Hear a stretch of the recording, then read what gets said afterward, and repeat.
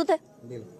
अब ये चीजें जब आप इसको डिफरेंस को समझिएगा, अब जब अलग एक टीम आएगी ना निकल के, अध्यात्म लोग जो आएंगे, जो सत्य को प्राप्त हो रहे हैं, उनकी सबकी एक बात होगी, उनमें आप कभी अलग अलग बात नहीं देखोगे। वो एक ग्रुप जब सबके सामने आएगा ना दुनिया के, उनकी एक बात होगी। उनकी बात ऐसे नहीं होगी कि वो मैं अलग बोल रही हूँ, सामने वाला अध्यात्म वाला अलग बोल रहा है, वो अलग, ऐसा नहीं होगा। उनकी एक बात होगी, उसको आप समझना कि ज्ञान क्या होता है।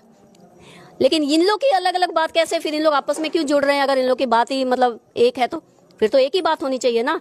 इन लोगों ने एक्चुअली में लास्ट पहले तो इन्होंने लड़ लड़ के मरना है, इनको इनकी जड़ काटनी पड़ेगी, इन्हीं से स्टार्ट होगा। हाँ, इन्हीं की जड़ काटनी। कल की अवतार ने सबसे पहले शुरू ही इनसे किया है। इन्होंने ही सारा गड़बड़ कर दिया है, सारे घर बार खराब कर दिए हैं, लोगों को झूठा ज्ञान, गांजा पी पी के। गांजा पीना मतलब क्या? इन लोगों के लिए ज्ञान का मतलब शिव को प्राप्त कर लिया इन्होंने। गांजा, अरे तुम लोग को होश भी है? शिव के बारे में तुम लोग जानते भी हो कुछ? पाया कि तुम लोगों ने जाना क्या? तुम लोगों को तो होश ही नहीं रहती है। तुम लोगों को कैसे पता तुम लोगों ने शिव को पा लिया? तुम लोग तो नशे करके सारे, तुम लोगों को तो ये नहीं पता कि तुम्हारे शरीर में हो क्या रहा है। तुम लोग तो 24 घंटे गांजा ही थोड़ी, आजकल तो बाबा लोग शराब भी पी रहे हैं। आजकल तो बड़े बड़े महागौरी बने फिरे हैं, खप्पर रखे हुए हैं, उनमें शराब डाल डाल के दिन में 10 बार भोग लगाते हैं खुद को, बाबाओं के नाम पर, भैरव के नाम पर। भैरव मतलब भैरव का है? फिर हम तो फिर भैरव को भी नहीं मानेंगे अगर भैरव जी दिन में 10 बार शराब पीते हैं भाई।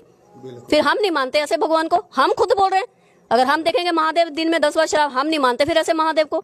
फिर आप कैसे, फिर आप में और आम जनता में क्या फर्क हुआ? अगर भगवानों को भी शराबी पीनी है, नॉनवेज खाना है, सब कुछ खाना है, फिर फर्क क्या हुआ? आप तो मंदिरों में बैठ बैठ कर मीट खा रहे हो, मंदिरों में बैठ बैठ कर आप लोग शराबें पी रहे हो।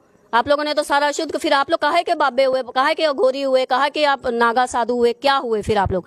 ये सब पखंड है, खाली भस्म मंगा के गेटअप बना बना कर बैठने से कुछ नहीं होता है। ये सब मार्केट बंद होनी चाहिए। ये कल की अवतार का मैं सब मैसेज सब तक पहुंचाना चाहती हूँ।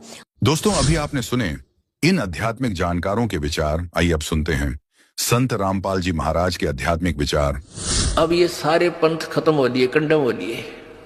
इन सभी पंथों की आज तक जितने भी पंथ थे, सबके द्वारा लिखी हुई अनुभव की पुस्तकों को इस दास ने पढ़ा और वेदों के ज्ञाता समझे जाते थे, उनके अनुभव की पुस्तकों को देखा, सब यूजलेस पाई। उनकी सीडी बना दी, उनके फोटोकॉपी बना दी, ऐसे प्रोजेक्टर में दिखा दिखा के पूरे समाज में बेच दी कि ये बताते थे।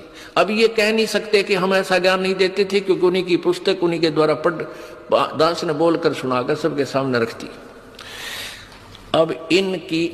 अब ये सूख जाएंगे, खत्म हो जाएंगे, खत्म हो गए ये समझो, क्योंकि बुद्धिमान समाज है, इस ज्ञान को समझकर तुरंत समझ जाता है कि उन संत के पास कोई ज्ञान नहीं है। अब ये सभी पंथ नष्ट हो जाएंगे। कैसे होंगे? धीरे धीरे, थोड़ा समय लगता है।